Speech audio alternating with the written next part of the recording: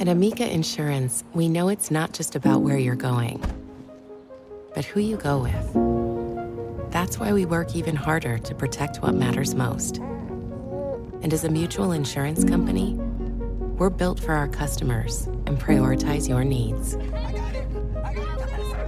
Amica, empathy is our best policy. Visit amica.com and get a quote today.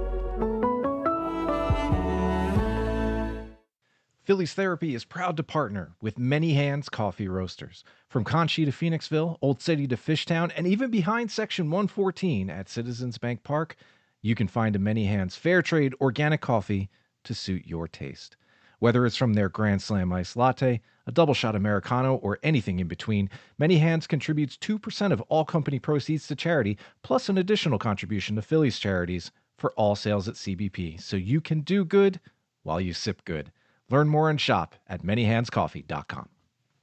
This episode of Phillies Therapy was executive produced by Adam D., Andrew C., Andrew G., Andrew K., Joe M., and Mary R.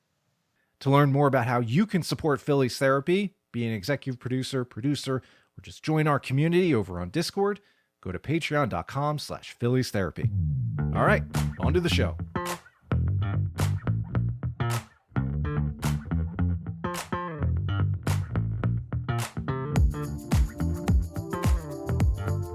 Hello and a happy Tuesday, ladies, gentlemen, fanatics of all ages.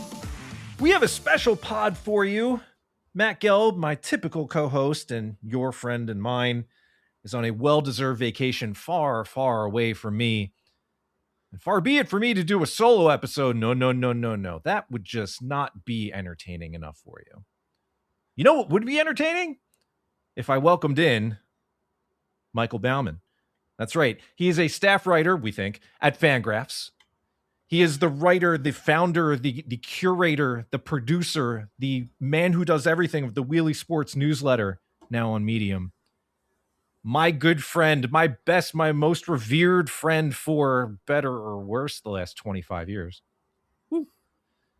I just call him Baumann. He's here to talk Phillies baseball with me. And I think that's enough ego fluffing for one intro. Baumann, hello. How you been, man? It's been a couple months since we talked on here. I was going to say it hasn't been a couple months since we talked, but yeah, on here. My wife asked me if coming on here, I'm just going to mess with you. And I said, no. I mean, you could, though. Yeah, it's true. I mean, but, I respect this podcast as an institution and,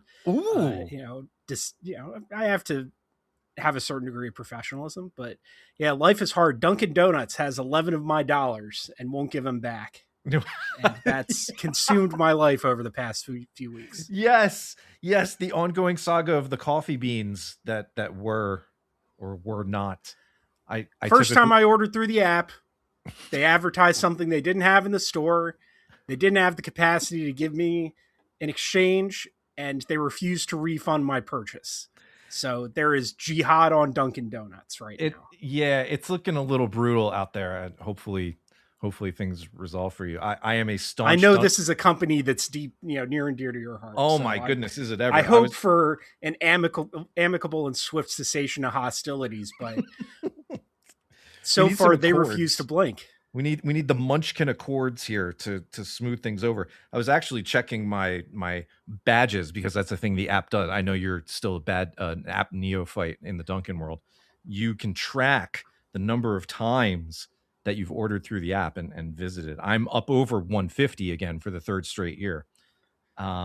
That's information I don't want. It's like I resisted getting the Wawa app for a long time because, I don't mind if Wawa knows my purchases, but I don't need to know how much Wawa I'm eating. No, you don't. You don't keep that for budgetary reasons. You're not fastidious. I would just as soon not know. Yeah. Okay. Fair enough. I know how much I spend on food. I don't need to know you went to Wawa 9 times last week. You know whose spending we are very keenly aware of? The Philadelphia Phillies. They're spending a lot of money on this baseball team, Baumann, to the tune of somewhere north of $300 million. That's not how much I've spent at Dunkin' the last couple of years, but I guess it's probably pretty close. They're playing pretty well lately. I know you've seen this, and everybody else who listens to this podcast has probably seen some of the last week plus where the team's gone 6-2 in their last 8. They are back to 10 games over 500, a mark that they were last at following JT Realmuto's now infamous base running blunder to end a game against the Dodgers. Oh boy. Recalling fun times there. But there they are, 10 games over.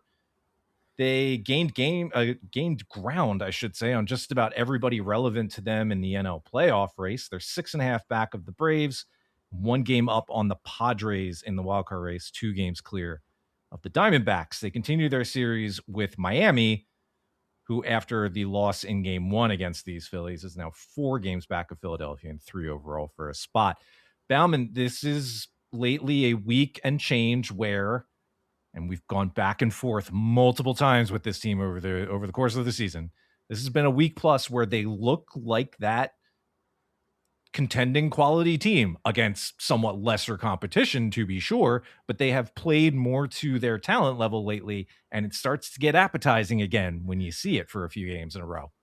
Yeah, I mean, if I'd been on this pod 5 days ago, I would have had too much rage in my heart to spare any for Dunkin' Donuts. Let's just put it that way. I mean, apparently, if Alec Boehm hits, the whole team works. Not that we should count on that going forward, but yeah, I mean, getting through the Marlins, I mean, you and I are of an age where the Phillies, it seems like every year the Phillies were within a couple games of the wild card down the stretch, and then they lose a series to the Marlins and everything would go in the tank. That was sort of the story of the 2000s. And so, 1 game on top of that series win against the Twins.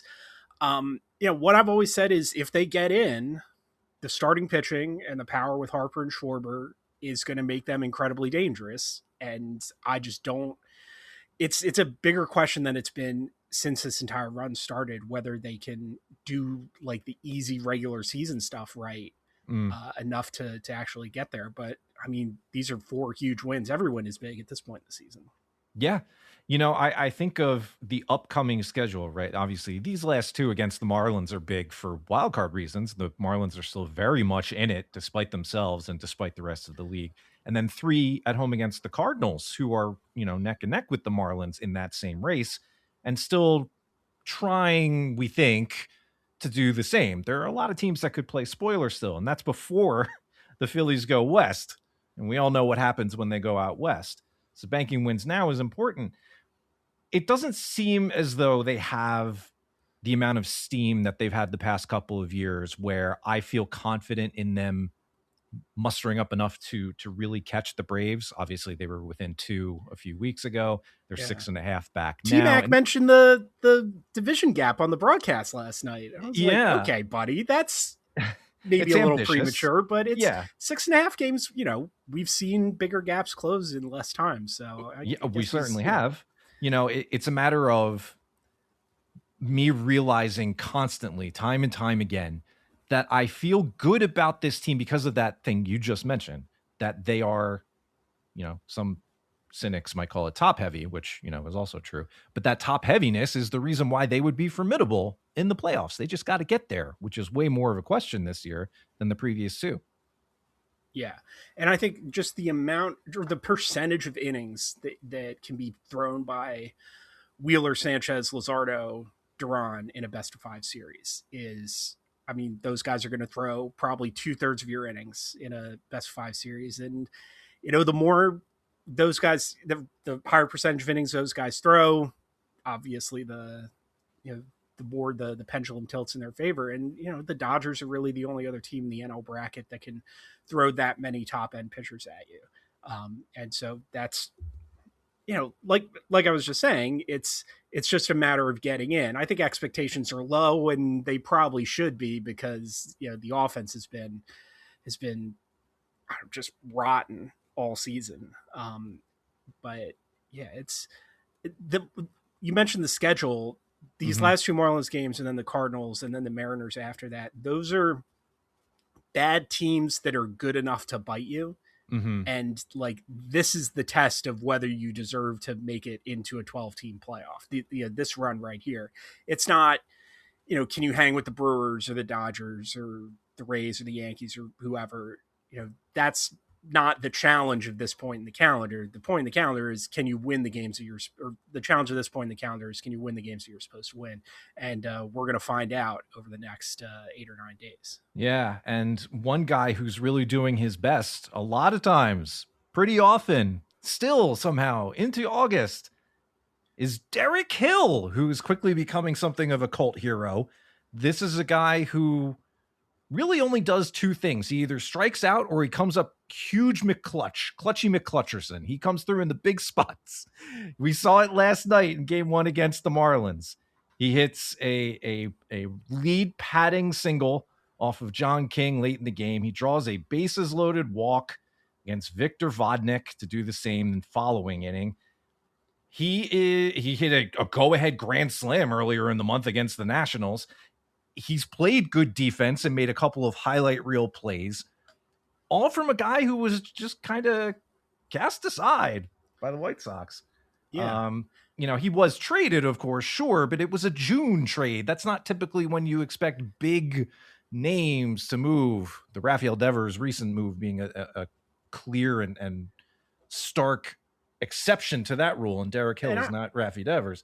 Baumann, one of the key things to teams with championship aspirations is not just having the top heaviness that this team has. For me, it's also about guys playing hero ball, the guys on the lower parts of the roster who, when they find themselves in the high leverage spots or, unexpectedly having to fill in for somebody toward late in the game out of the bullpen, whatever the case may be, coming up big and propelling the team that way, right? Who's the famous bench player, or a couple of them that I think about from the 08 Phillies? Greg Dobbs.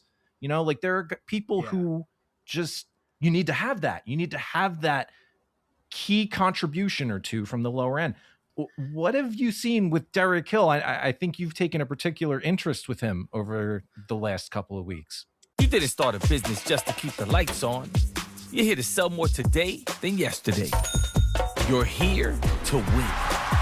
Lucky for you, Shopify built the best converting checkout on the planet. Like the just one tapping, ridiculously fast acting, sky-high sales stacking, champion of checkouts. That's the good stuff right there. So if your business is in it to win it, win with Shopify. Start your free trial today at shopify.com/win. Yeah, I'm writing about him in some form or other on back-to-back days. I have a piece on bunts that's up today, and have a highlight of him making an out on a really excellent bunt when he was with the White Sox. But for tomorrow, so Wednesday, my piece is going to use him as a wedge to talk about guys like you were just describing, these sort of end of the bench players who have, and this is absolutely 100% not a predictive thing. Okay. I just want to make this clear because I'm an empiricist by vocation, and I'm not saying this has any probative value going forward, but players who have had an outsized impact in clutch situations. So I imagine you've got a pretty numerate audience, so they'll know things like leverage index. Yes. So in low leverage situations, so that's leverage index of 0.5 or lower. With the Phillies this year, Derek Hill is hitting 244, 295, 415, which is okay. Yeah, that's fine. It's 93 WRC plus. That's a slightly below average. Fourth, fifth outfielder, sure. Yeah, particularly if you got some platoon stuff in there. In medium leverage situations, so that's between 0.5 and 1.5, it's 219, 334 with the 48.5% strikeout rate. Yeah. In high leverage situations, including both of his plate appearances from Monday night, he's hitting 417, 500, 917 in 14 plate appearances with 2 walks and 2 strikeouts. And so I'm using him as a wedge to, who are some of these guys from around the league? Because he's not the only person who's doing this. He's not the only person who's been doing this. And I think that there's one thing that's frustrated me in my conversations with Phillies fans over the past 5 years is the idea that you can playoff proof a roster. That you can build a team that has so few holes that it just completely steamrolls the variables inherent in postseason baseball. And I would say in the 21st century, I've seen one team do that, and that was the 2018 Red Sox, who had a janky closer, and they were stealing signs. So like, yeah, ironically, a Dave Dombrowski team. So yeah. I guess this is the guy you want to build such a team like that, but it just can't be done. And so the where that leaves you is you're in the you're sinners in the hands of the hot goalie phenomenon from playoff hockey. You just got to see who your supplementary players. The guy keeps coming to mind for me is Andrew Saalfrank from the 2023 Diamondbacks. Yeah. Like, this is a nobody. This guy who's going to go down for most famous for getting suspended for gambling, and he was the key lefty outgetter guy against Schwarber and Harper in the 2023 playoffs. Like, if he's Andrew Saalfrank for the rest of his career during that series, I think the Phillies not only win that series, they win the World Series too. And, it's just one of a number of things that has to go in your direction in order to make it out of the bracket. And, I have no confidence in Derek Hill's ability to do this in clutch situations in October. Maybe he will, maybe he won't. I sort of go back to the baseline of him being sort of a below average hitter who can sometimes get to lefties, but also strikes out 35-40% of the time, that's just not somebody I want to be giving high leverage bats to. And yet here he is, hitting like Babe Ruth on top of Barry Bonds in a trench coat in high leverage situations. And so, it just goes back to, you can't predict baseball. And I think that this is just a bit of uncertainty that you have to accept. It's part of the bargain that goes with the sport. Mm-hmm. You don't want to go too far the other way and go like full nihilist. Like, I wrote earlier this season that the Brewers, this would be a perfect time for the Brewers to trade for Tarek Skubal, because they're in it every year. Skubal being a rental the money is not going to be an issue. They have one of the deepest farm systems in baseball. And ultimately the Dodgers made an offer that, the Brewers, even with their great farm system, couldn't match, I think, without going over the edge. But I got some pushback for Brewers people saying, we don't want to mortgage the future. Just getting in is all that matters. And that's not really true. And, I know that's true because the Brewers go out in the first round every year because they can't score any runs, because they never, invest in star talent, or haven't since the Yelich trade and the Lorenzo Cain signing, which was almost 10 years ago now. So you do want to build the best team possible, but the difference between winning the World Series and going out in the first round so often is, does Derek Hill remember that he's Derek Hill at a bad time? Well, yeah. I mean, that was the difference in the Dodgers series last year. How many playoff series do we, the margins in the World Series could not have been closer. And so you just have to embrace the uncertainty to some extent. You just have to, put together the best team that you can, given the resources you have, and hope that the bounces go your way, which is an incredibly unsatisfying thing to say to people who are pissed off about frustrating playoff exits 3 years in a row. But it's the truth. It is. I understand that, but it's also a little bit of, my view on, and this is probably an entirely separate conversation, but like my view on roster construction and the sustainable winner methodology is not something that should be something you reach and stay at forever after, right? Like that's not a point to reach and just sit at, because I don't think that is true success. The sustainable winner thing should be the point you reach where then you can feel comfortable really going for it. You want to get to the point where you maximize your chances of winning, because that's the flags fly forever. That is the part that really matters. And I know you could say, all right, well, if you do that, you risk damaging your chances of, making it back to the playoffs or having a stable supply of, in-house guys to rotate in during the inevitable churn of a season. And that may be, but I think we need to do a little bit more looking at the now than at the future. I think the future's gotten a little bit too much weight, especially, in a year like this where 27 is not a given. with all the other stuff going on. This is just a point to go for it. So like I was surprised that the Dodgers got Scooble a little bit. Everybody figured they'd be in it, but for that reason, it's why I like what the Phillies have done the last couple of years. It hasn't necessarily been, outside of the Durant trade, really, a case of mid-season pushing all the chips in. A lot of it has been done with the offseason signings they've made and the offseason moves that they've made to be all in prior to the season starting, rather than accentuating it big time with neon lights in the middle of the summer. And I think a lot of the reason for that has been that the farm system has just not produced. I mean, one of the reasons that I was optimistic about 2026 was they were getting internal help for the first time since like 2006.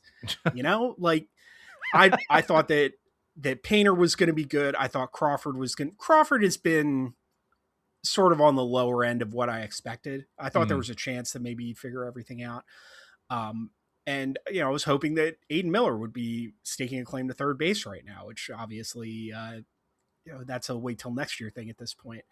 So, the Phillies and Brewers are in very, very different situations. They're both limited, the Brewers by their financial limitations, the Phillies by their lack of a productive farm system. But it's, you want to be, I would say you want to be strategic. You want to pick your battles. You want to pick your moments to go all in, because the Phillies, I think they've won quite sustainably. They're in position right now to make the playoffs, 5 years in a row?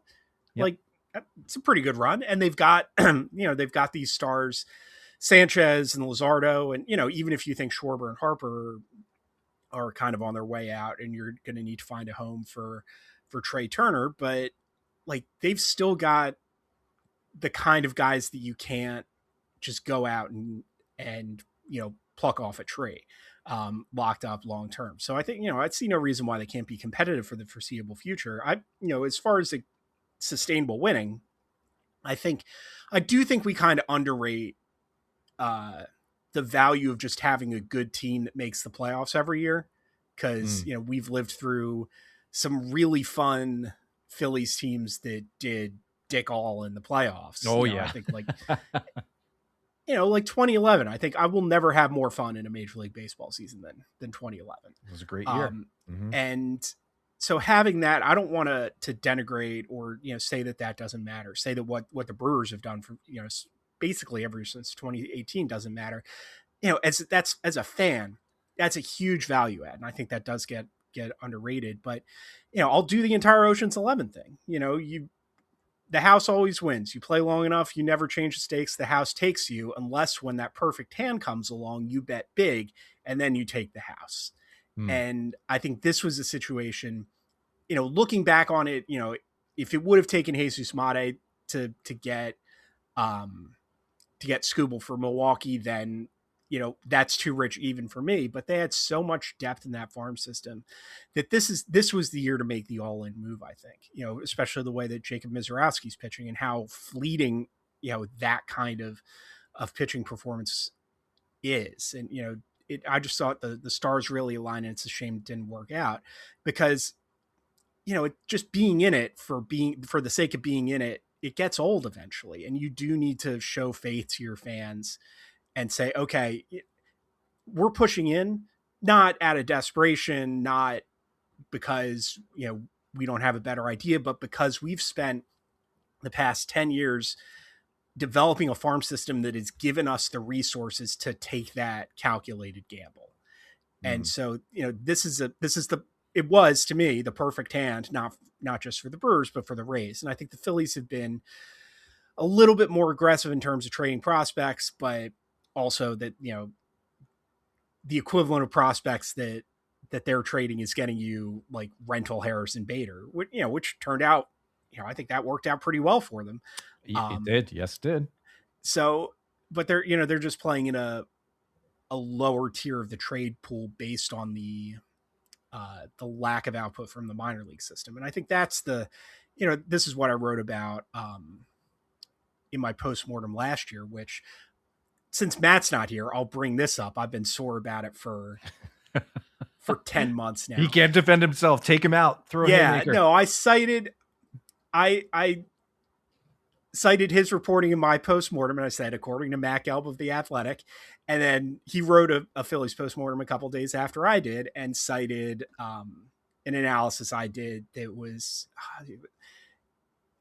it was the Phillies under Rob Thompson had given out, I think it was the fewest major league debuts of any team in baseball. And in that time, since stock came up in early 2022, what they had brought up that had actually helped at the major league level was Orion Kerkering and like that one good half a season of Johan Rojas.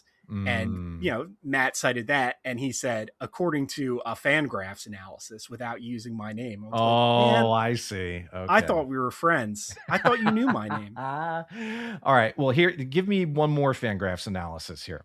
We look at this Phillies team and they still have work to do in 2026. I will allow myself a little bit of forward looking here moments after what I just said.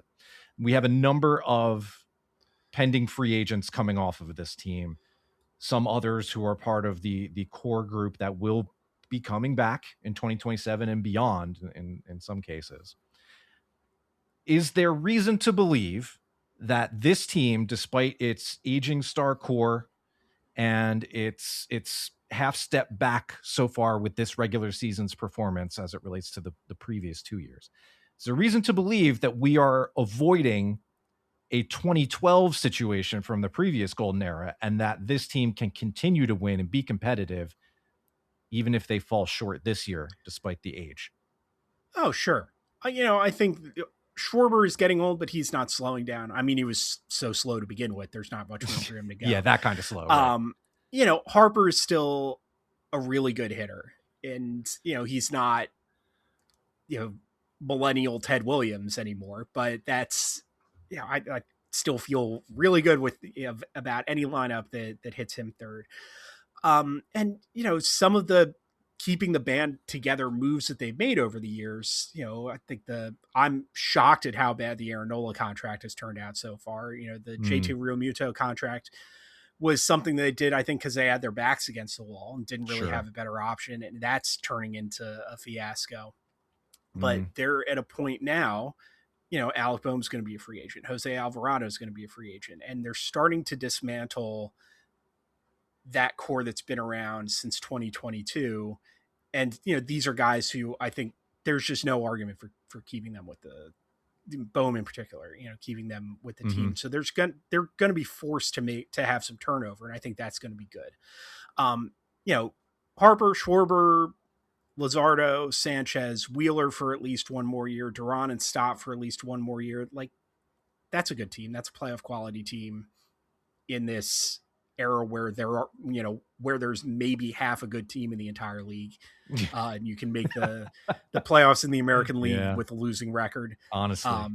That's good enough. That's a chip in a chair. And I think we talked about. Is that a Kaplerism? Is that a Kaplerism? Was that him? Oh man, was that Girardi? It was one of them. I'm sure Matt will tell me. Go ahead. I'm sorry. Okay. If I have accidentally, I was just going back for, I was in college in the late 2000s. I just ingested a whole lot of ambient Texas Hold'em. So I apologize if I invoked Gabe Kapler. Okay, probably not him, but that's okay. Keep going, please. Okay. So that's a decent core. That's a good enough core to keep you in the conversation.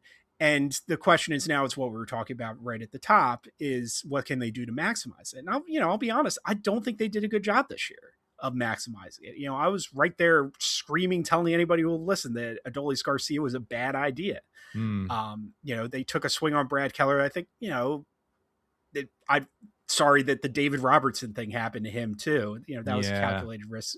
That was a calculated risk. I think I wouldn't describe as a bad move at the time.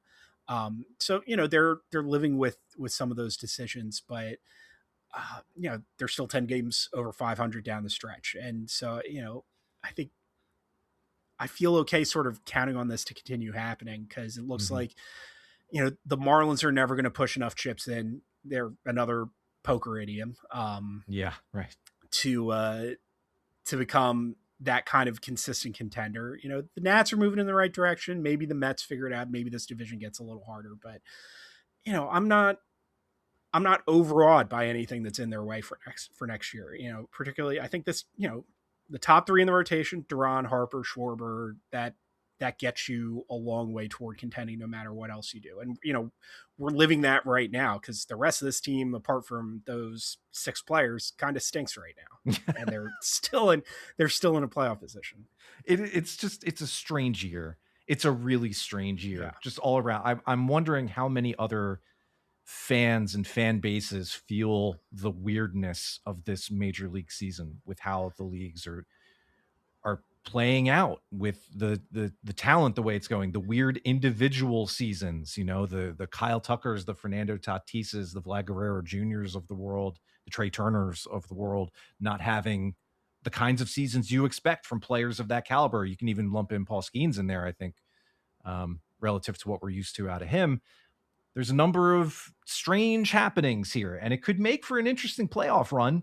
You know, we're looking at Milwaukee 2.5 games clear of the Dodgers for the top seed right now. We're looking at the Rays probably cruising toward locking up the top seed by mid-September over in the American League. But beyond that, down ballot a little bit, there's a lot that could change between now and then, Phillies included. The Phillies are by no means assured of anything. I do still expect them to be in the playoffs, but that doesn't come without a sense of looking over my shoulder.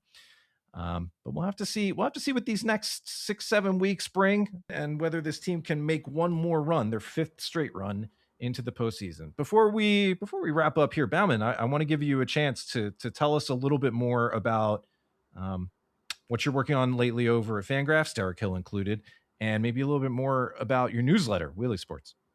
Yeah. So I've got the Derek Hill thing.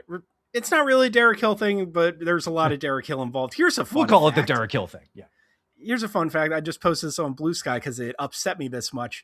Right-handed hitting Phillies outfielders. Okay. Did you see this post? No, I did not yet. Okay. Surprise me. We could do. Okay. So they traded Hunter Pence in 2012. Yep. Since then, which right-handed Phillies outfielder has the best single season WAR total since 2012? Is it going to be like Aaron Altair? It is Aaron Altair. 2017. That's followed within hundreds of a win by Marlon Byrd, the Whoa, second Marlon Byrd. The second Marlon Byrd. Wow. And man, it's bleak. Like, I think they've been quote unquote desperate for right-handed help since, you know, JT started to age and Castellanos was disappointing, and they've been desperate for right-handed offensive help for 15 years now. Since they let Jason Worth walk, basically. It's been awful. So that's the environment that Derek Hill is walking into. And so it's a very easy environment for him to succeed. He does not have to do a whole lot in order to be a marked upgrade over what they had before. So, you know, full credit to him. I mean, this is just the ultimate in, you know, seizing the opportunity that's in front of you. Sure. And how about Wheelie Sports? Wheelie Sports. Yes, it's a weekly cycling newsletter. We just had a terrific Tour de France Femme that went down to the last stage between two of the titans of stage racing in women's sports, or in women's cycling. So that's what my last piece is about. One of the contenders, Kasia Niewiadoma, she's Polish, but she's married to an American. And she was the winner in 2024. She had an incredible ascent up Mont Ventoux, which is the site of one of the huge mountains in the Tour de France. This was the first time the women had ever climbed it. She set all sorts of records, and then gave back the overall race leader in the last couple stages. But it was a terrific race. The Vuelta a España, which is the Tour of Spain, like the Tour de France, it's a big, 3-week stage race. For the men, that's starting soon. I'm going to have a new article up because we had a death on the road. So I'm going to be writing this week about the dangers of professional cycling, how it's one of the very few professional sports in the 21st century where you really do take your life in your hands when you go out to compete. So you can check out. And you can find that on Medium. There you go. And you can get it directly in your inbox. If you go to wheeliesports.kit.com, you can find the link to that directly in my Blue Sky profile. Wonderful. Thank you very much. All right. Michael Baumann, you got places for him. You got places to read him, I should say. You could also follow him on that social media platform mentioned earlier, Blue Sky, bsky.app. You're Baumann at BSky Social. Is that your handle over something there? Like that. Yeah. Baumann, the former Orioles pitcher, that guy. Thank you so much for stopping by, Baumann. Looking forward to reading your big Derek Hill paean, and me too. I'm looking forward to filing it so I can go do other things today. Beautiful. Thanks so much. Thank you everybody for listening. This has been, well, actually, I should do my own plug. If you want more of this, go to patreon.com/Phillies Therapy and join our community, including a Discord server and other assorted perks. Patreon.com/Phillies Therapy has all the info you need. Awesome. Thank you very much for listening. This has been Phillies Therapy, part of the Believe. Goodbye, Hogs. For the absent Matt Gelb and for Baumann, I am Paul Boyer.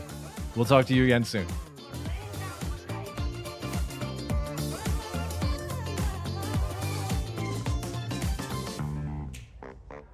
Special thanks to the producer-level supporters of this episode of Phillies Therapy. Amy Z, Birche F, Brian H, Brian J, Brian L, Briana W, CallisonGhost, Christopher S, Daniel Y, MB, Hunter R, Ian, Jack S, Jacob T, Jaedon M, Jami P, Jason G, Joe M, John S, Kaitlin M, Kodi L, Lindsay, Lisa L, Matt H, Michael W.E.I., Michael W.E.R., Nate J, Nick F, Nolan R, Phil C, Robert K, Timothy G, Tom D, Tom H, Tyler R, Vinay V, Zack, and our anonymous supporters as well. Thank you all so much. To learn more about how you can be a supporter, go to patreon.com/Phillies Therapy.